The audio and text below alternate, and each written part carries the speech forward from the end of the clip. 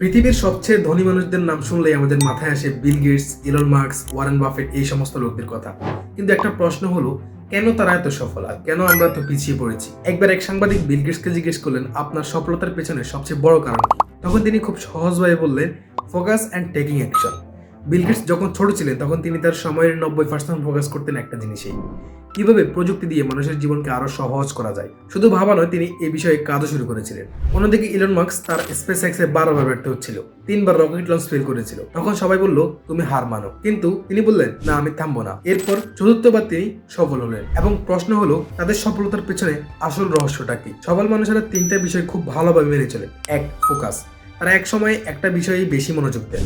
2. Consistency, তারা বারবার ব্যর্থ হলেও হাল ছাড়ে না। 3. অ্যাকশন, বাবার বাইরে গিয়ে তারা সাথে সাথে কাজ শুরু করে। আপনার জীবনে যদি এমন কোনো লক্ষ্য থেকে থাকে তাহলে আজ থেকে ছোট ছোট কাজ শুরু করুন, কারণ সফল মানুষেরা শুরুতে ছোট থাকলেও তারা কখনো থেমে থাকেনি।